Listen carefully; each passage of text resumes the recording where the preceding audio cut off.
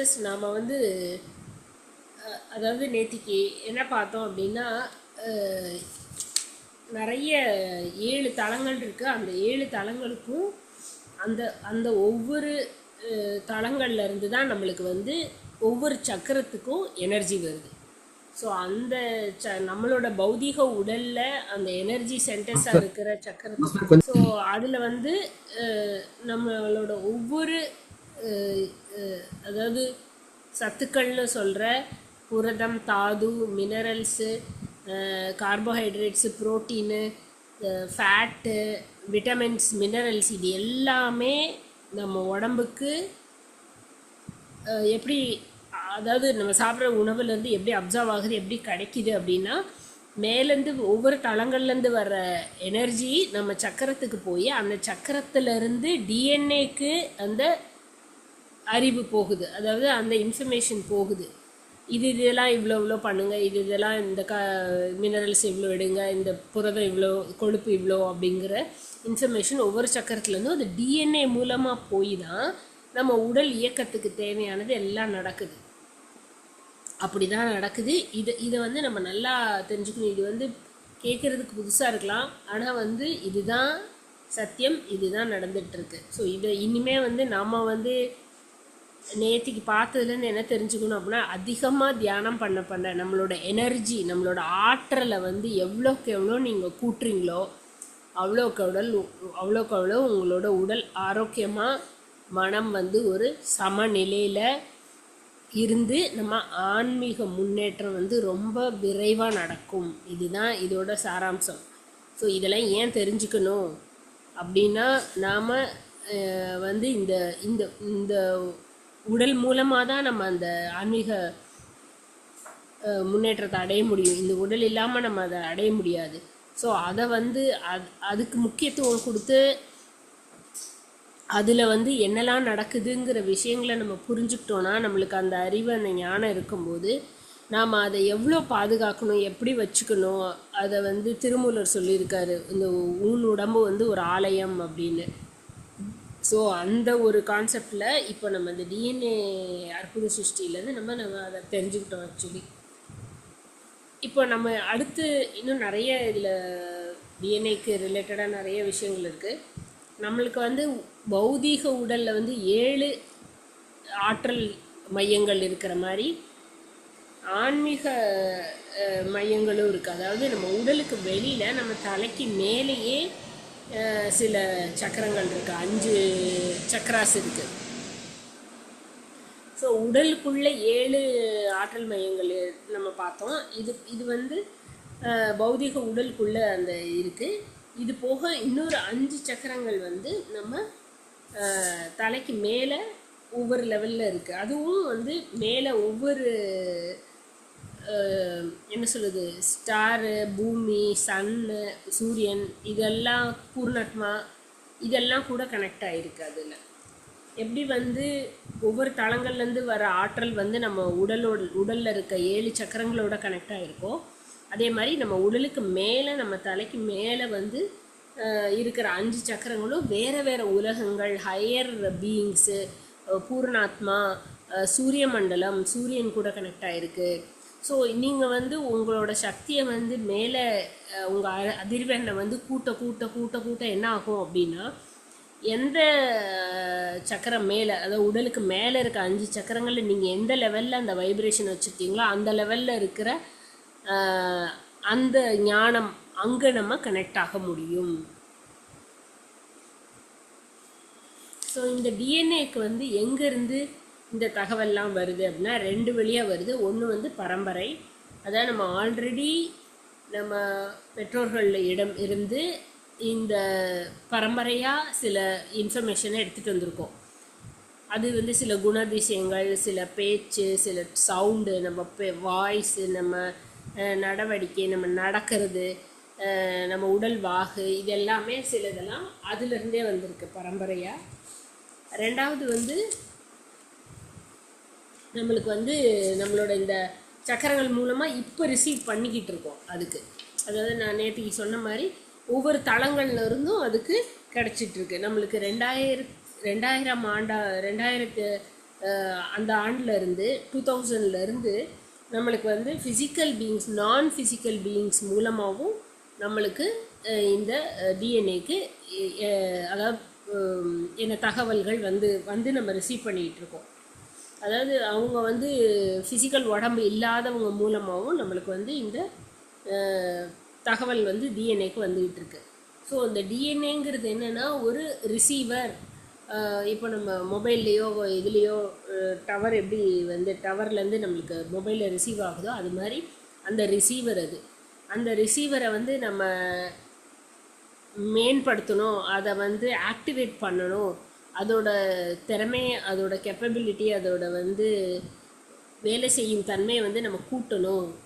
அதுக்கு அபார சக்தி இருக்குது, அதை வந்து நம்ம வந்து ஆக்டிவேட் பண்ணணும் அப்படின்னா நம்ம நிறைய தியானம் பண்ணி நம்ம உணர்வு நிலையை வந்து சமநிலையில் வச்சு நம்மளோட விழிப்புணர்வை வந்து ஆன்ம விழிப்புணர்வுக்கு நீங்கள் எப்போ உங்களை ஷிஃப்ட் பண்ணுறீங்களோ, நான் இந்த உடல் இல்லை, நான் இந்த மனம் இல்லை, இங்கே இருக்கிற எல்லாமே ஒரு ட்ராமா, இதெல்லாம் என்னோட சொந்தமான பொருள் கிடையாது, எதுவுமே எனக்கு சொந்தம் கிடையாது, நான் இந்த உடலை வெக்கேட் பண்ணும்போது, இந்த பாடியை விட்டு வெளியில் போகும்போது இது எந்த பொருளும் என்னால் எடுத்துகிட்டு போக முடியாது, இது என்னோட சொந்தம் கிடையாது, இங்கே இருக்கும்போது நான் அதை அனுபவிக்கிறேன் அப்படிங்கிற அந்த உணர்வு நிலையை நீங்கள் எவ்வளோக்கு எவ்வளோ கொண்டு வரீங்களோ, அந்த அட்டாச்மெண்ட்லேயே ஒரு டிட்டாச்மெண்ட் கொண்டு வரீங்களோ, இந்த டிஎன்ஏ ஆக்டிவேஷன் நடக்கும் அப்படின்னு சொல்கிறாங்க. ஸோ ஒவ்வொரு இப்போ நம்மளுக்கு 7 சக்கரங்கள் உடலுக்குள்ளே இருக்குது. அதாவது 6, 7வது தலைக்கு மேலே ஜஸ்ட் இருக்குது, அதுக்கு மேலே இன்னும் 5 சக்கரங்கள் இருக்குது. அது இப்போ வந்து நம்ம ஆல்ரெடி நீங்கள் வேறு செஷன்ஸ்லாம் நிறைய சக்கரங்கள் பற்றி கேள்விப்பட்டிருப்பீங்க. அது சமநிலையில் இருந்தால் என்ன இருக்கும், அது அதிகமாக வேலை செஞ்சால் என்ன இருக்கும், அது கம்மியாக வேலை செஞ்சால் என்ன அப்படின்னும் இந்த புத்தகத்தில் கொடுத்துருக்காங்க. ஃபுல்லாகவே அந்த 7 சக்கரங்களோட தன்மையும் கொடுத்துருக்காங்க. அது நம்ம ஆல்ரெடி நிறைய புக்கில் படிச்சிருக்கோம். ஸோ அது வந்து ஜஸ்ட்டு நம்மளுக்கு அது வந்து எந்த சுரப்பியோட கனெக்ட் ஆகிருக்கு. இப்போ விசுத்தி சக்கரா வந்து தைராய்டோட கனெக்ட் ஆகிருக்கும். ஸோ விசுத்தி சக்கராவுக்கு வர எனர்ஜி அதிகமாகவோ கம்மியாகவோ இருந்ததுன்னா அந்த தைராய்டு ப்ராப்ளம்ஸ் வரும். அப்போ நம்ம வந்து சத்தியத்தை பேச வேண்டிய இடத்துல பேசாமல் இருக்கிறது, பேச வேணாங்கிற இடத்துல பேசுகிறது, இந்த மாதிரியெல்லாம் நம்ம வந்து ஒரு இம்பேலன்ஸாக தோஷாவில் இருப்போம். அது நம்மளுக்கு ஆல்ரெடி தெரியும். ஸோ அதனால் நம்ம அடுத்தது வந்து அந்த மிச்சம் இருக்கிற நம்ம உடலுக்கு மேலே இருக்கிற அந்த 5 சக்கரங்களை பார்ப்போம். அது வந்து 8வது, 9வது, 10வது, 12வது சக்கரம். அதோட கலர் பார்த்திங்கன்னா 8வது சக்கரம் வந்து ஒரு சீ க்ரீன், அதாவது கடல் தண்ணி வந்து ஒரு பச்சை கலரில் இருக்குமா, அந்த க்ரீனில் இருக்குமா. 9வது சக்கரம் வந்து ப்ளூ க்ரீனில் இருக்கும், ப்ளூவும் க்ரீனும். 10வது சக்கரம் வந்து ஒரு பேர்ல் ஒயிட்டில் இருக்கும். 11வது சக்கரம் வந்து பிங்க்கும் ஆரஞ்சும் சேர்ந்துருக்கும். அப்புறம் 12வது சக்கரம் வந்து ஒரு கோல்டு கலரில் இருக்கும். ஸோ இந்த 8, 9, 10, 11, 12 இந்த சக்கரங்களில் பற்றி நம்ம இன்றைக்கி பார்க்கலாம். இது வந்து 8வது சக்கரா பேர் வந்து ஆரிக் சக்கரா அப்படின்னு பேர். இது வந்து நம்ம தலையில இருந்து 18 அடிக்கு மேலே இருக்குது. நம்ம தலையிலேருந்து 18 அடிக்கு மேலே அங்கே ஒரு எனர்ஜி சென்டர் இருக்குது. இது வந்து நம்ம டிஎன்ஏல எப்படி 12 இழை, நான் 2 இழை காமிச்சேன்ல, அது மாதிரி 12 இருக்கணும். இப்போ மூலாதார சக்கரம் வந்து ஃபஸ்ட்டு இழையோட கனெக்ட் ஆகிருக்கு.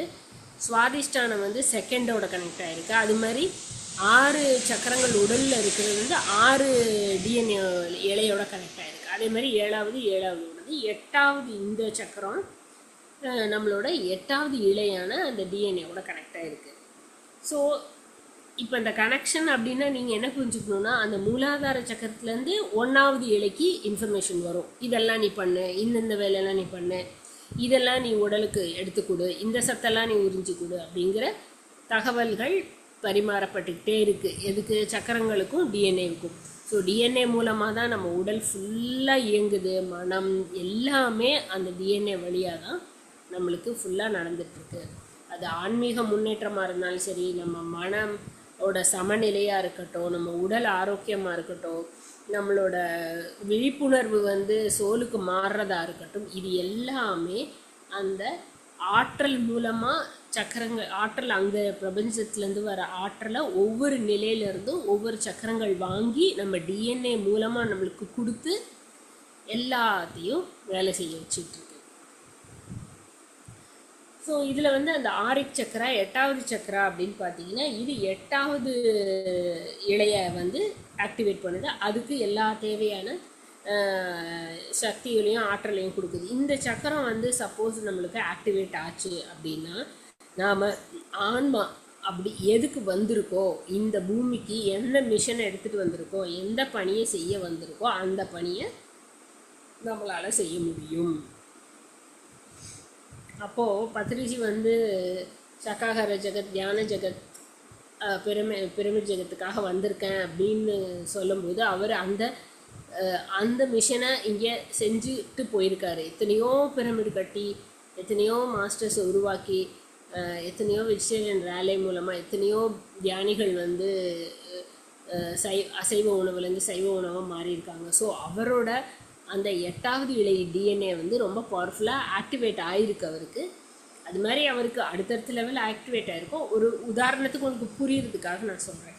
ஸோ அது ஆக்டிவேட் ஆகும்போது என்ன ஆகும் அப்படின்னா, நம்ம இந்த பௌதீக கடமைகளெல்லாம் ரொம்ப பண்ணாமல் நம்ம எந்த ஆன்மாவோட பர்பஸ், ஆன்மா எதுக்காக வந்திருக்கு, அதோட காரணம் என்ன, அது எதுக்காக வந்ததோ அந்த வேலையை முழுமையாக செய்ய ஆரம்பிச்சிடும். அப்புறம் வந்து 9வது சக்கரம் பேர் வந்து பூமி சக்கரா. இது வந்து நம்மளோட கால் பாதத்தில் இருக்குது. இது வந்து கீழே கனெக்ட் ஆகிருக்கு, பூமிக்கு கீழே உள்ளுக்குள்ளே கனெக்ட் ஆகிருக்கு. இதில் வந்து கீழ் உலகங்களான அதல, விதல, சுதல, தலாதல, மகாதல, ரசாதல, பாதாள அந்த சக்கரங்களோட கனெக்ட் ஆகிருக்குது இந்த 9வது இது.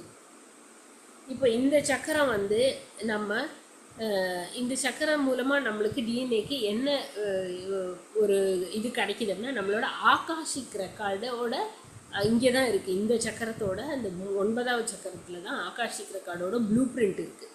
ஸோ இதை நீங்கள் வந்து அடைகிறோம். இந்த சக்கரத்தோட வைப்ரேஷனுக்கு நம்ம மனம் வந்து கொண்டு போகிறோம் அப்படின்னா நாம் வந்து நம்மளோட பூர்வ ஜென்மத்தை எல்லாத்தையுமே பார்க்கலாம். இதுக்கு முன்னாடி நம்ம எங்கே இருந்தோம், என்ன பண்ணோம், என்னெல்லாம் இருக்குது, என்ன கர்மா பண்ணோம், யார் நாம் அப்படிங்கிறதே எல்லாத்தையுமே பார்க்கலாம். ஆகாஷிக் ரெக்கார்டோட ப்ளூ பிரிண்ட் அங்கே இருக்குது.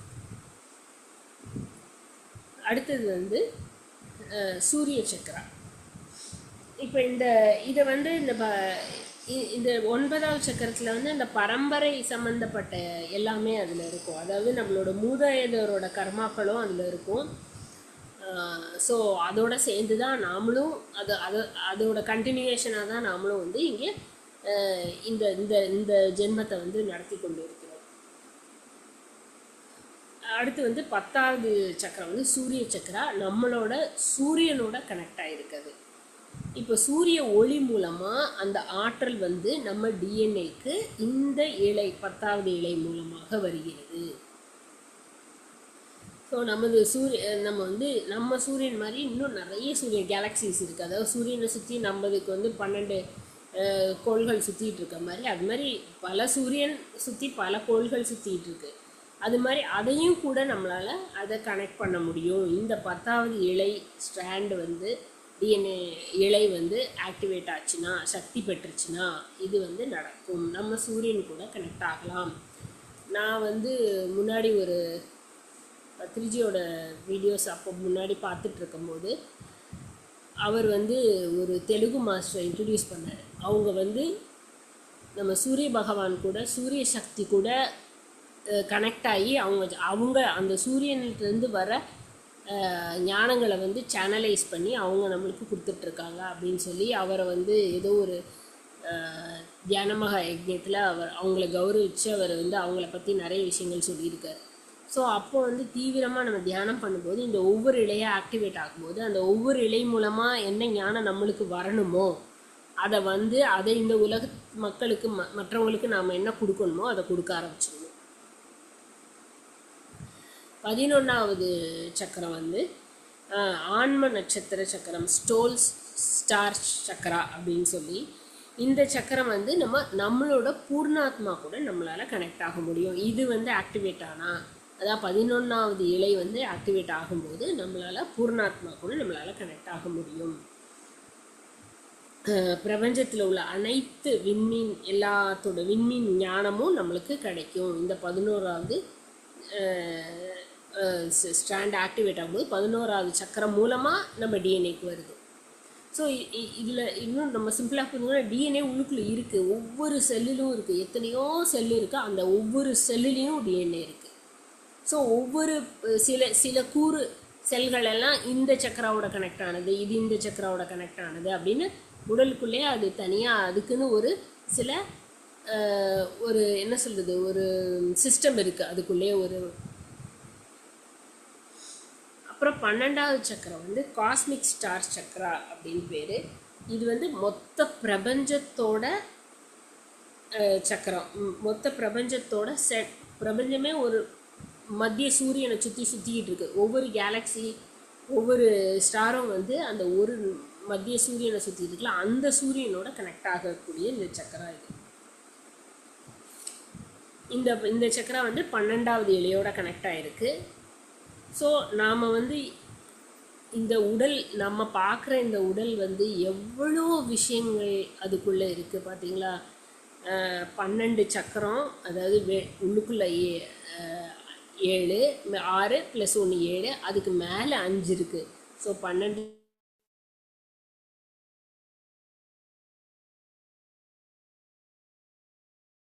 அப்படின்னு சொல்கிற 12 அளவு இருக்குது. இந்த மாதிரி பல பரிமாணங்கள் நாம் இருக்கோம்.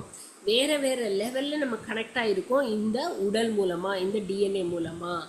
இந்த டிஎன்ஏ மூலமாக நீங்கள் உங்களை உயர்த்தி கொள்ளும்போது இந்த டிஎன்ஏ மூலமாக பல ஞானத்தை நம்ம வாங்க முடியும். அப்புறம் வந்து அடுத்து பார்த்தீங்கன்னா நாம் வந்து நம்மளோட உடல் வந்து எப்படி இருக்குது அப்படின்னா, இந்த மாதிரி ஒரு ஃபிகர் இதில் கொடுத்துருக்காங்க, இது பார்த்துக்கோங்க. இது தெரியுதா மேடம்? இன்னும் கொஞ்சம் க்ளோஸரா madam? Yes madam, yes madam. நீங்கள் எனக்கு வாட்ஸ்அப்பில் அனுப்புங்க. சரி, நான் போட்டுறேன், குரூப்பில் போட்டுறேன். அதாவது எப்படின்னா நம்மளோட ஒரு பக்கம் வந்து எலக்ட்ரிக் ஃபீல்டு, நம்மளோட இன்னொரு பக்கம் வந்து மேக்னெட்டிக் ஃபீல்டு இருக்குது. இப்படி தான் நம்மளோட எனர்ஜி ஃபீல்டு இருக்குது. அதை நீங்கள் இந்த படத்தில் பார்த்தீங்கன்னா புரியும். அது வந்து கிளாக் வைஸ் ஒன்று சுற்றிக்கிட்டு இருக்குது, ஒன்று ஆன்டி கிளாக் வைஸ் சுற்றிக்கிட்டு இருக்குது. ஸோ எலக்ட்ரோ மேக்னெட்டிக் ஃபீல்டு தான் நம்மளோட எனர்ஜி. நம்ம எனர்ஜின்னு சொல்கிற அந்த வார்த்தையை வந்து சயின்ஸாக சொல்லணும் அப்படின்னா electro magnetic, electrical and magnetic field தான் நம்ம ஆற்றல். ஸோ அந்த ஆற்றல் வந்து எலக்ட்ரோ மேக்னெட்டிக் ஃபீல்ட் அப்படின்னு பேர்.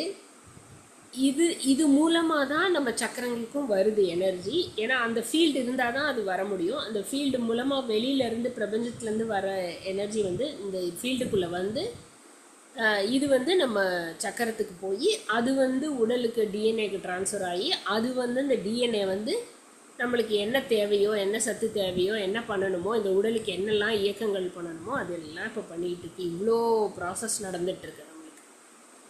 ஸோ இப்போ வந்து நம்ம தியானிகளாக ஆன பிறகு நம்ம வந்து தியானத்தில் நிறைய அந்த எனர்ஜியை ஃபீல் பண்ணுறோம்ல. அப்போ எல்லாம் நம்ம வந்து எண்ணமற்ற நிலை வேறு, மனமற்ற நிலை வேறு. எண்ணமற்ற நிலைனா மனம் இருக்கும், நான் தியானம் பண்ணிக்கிட்டு இருக்கேன், நான் மூச்சை கவனிச்சிட்டு இருக்கேன் அப்படிங்கிற ஒரு எண்ணம் இருக்கும் அதில். ஆனால் வேறு ஒரு எண்ணமும் இருக்காது. ஆனால் மனமற்ற நிலையில் என்ன இருக்குன்னா, நம்ம எங்கே இருக்கோம், என்ன பண்ணுறோம், ஏது ஒன்றுமே தெரியாது. ஒரு 1 hour 2 hours எங்கே இருந்தோன்னே தெரியாமல் திடீர்னு கண்ணை முழிச்சு பார்த்தோன்னா, இங்கே உட்காந்துருக்கோமா, தியானம் பண்ணுறோமா அப்படின்னு இருக்கும். ஸோ அந்த 2 நிலைகள்லையும் நம்மளோட ஆற்றல் உள்ளே வருது, அந்த ஆற்றல் உள்ளே சேமிக்கப்படுது. ஸோ நாம் என்ன பண்ணுறோம் அப்படின்னா, அதை வாங்கி சேமித்து வச்சு கடைசியில் அதுன்னு சரியாக அதை பாதுகாக்காமல் வீணடிச்சிடுறோம். அதனால தான் அந்த ஆற்றல் நம்மளுக்கு குறையும் போது, நம்மளுக்கு எனர்ஜி இல்லாத போது நம்மளால் என்ன சொல்கிறது, மைண்டு ஒரு தெளிவில்லாமல் இருக்குது, கிளாரிட்டி இருக்காது, மைண்டில் கிளாரிட்டி இருக்காது, வேலை செய்கிறதுக்கு உடலில் சக்தி இருக்காது, தியானத்தை கண்டினியூஸாக ஒரு 2 hours உட்கார்றதுக்கு சக்தி இருக்காது. ஸோ இந்த மாதிரி நம்ம வந்து இப்படி பிரபஞ்சம் வந்து நம்ம இந்த உடலை வந்து அப்படி ஒரு அற்புதமான ஒரு சிருஷ்டியாக நம்மளுக்கு இந்த உடம்பை கொடுத்துருக்கு. எவ்வளோ விஷயங்கள் நடக்குது பார்த்தீங்களா. நாம் நினச்சிட்டு இருக்கோம் சும்மா சாப்பிட்ற சாப்பாடுலேருந்து தூங்குறதுலேருந்து பஞ்சபூத சக்தியிலேருந்து வந்துக்கிட்டு இருக்கு அப்படின்னு. அது ஒரே ஒரு பகுதி தான். ஆனால் வந்து இன்னும் எவ்வளவோ அங்கேருந்து நம்மளுக்காக பிரபஞ்சம் வந்து ஆற்றலை கொடுத்துக்கிட்டே இருக்குது. நாம் அதை வாங்குற நிலைமையில இல்லாமல் நம்ம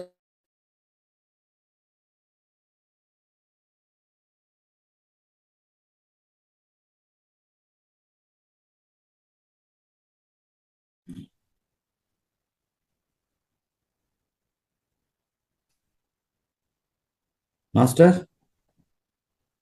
நெட் இஷ்யூ மேடம், நீங்க பேசி இது. சரி. ஆ ஸோ நம்ம தியானம் அதிகமாக பண்ணி நம்ம வந்து மௌனம் இருந்து நம்ம அந்த வாங்கின சக்தியை வந்து நம்ம விரயம் பண்ணாமல் அதை வேஸ்ட் பண்ணாமல் எவ்வளோக்கு எவ்வளோ கன்சர்வ் பண்ணி வைக்கிறோமோ இந்த உடம்புக்குள்ளே, அப்போ வந்து நம்மளால் உயர்நிலைக்கு சீக்கிரமாக போக முடியும். நம்மளோட உணர்வு நிலை வந்து உடல் மனம் அப்படிங்கிற உணர்வுலேருந்து நம்ம ஆன்ம உணர்வு நிலைக்கு சீக்கிரமாக ட்ரான்ஸ்ஃபர் ஆக முடியும். 24 மணி நேரமும் நம்ம வந்து இந்த ஆன்ம நிலையிலே இருக்க முடியும். ஸோ அதுக்கு தான் பத்திரிஜி இந்த 3 to 1 சொல்லியிருக்காரு. புக்கை படிங்கன்றிருக்காரு. தேவையில்லாமல் டைம் வேஸ்ட் பண்ணாதீங்க, ஒரு நிமிஷம் கூட வேஸ்ட் பண்ணாதீங்க. எவ்வளோக்கு எவ்வளோ முடியுதோ மௌனமாக இருங்க.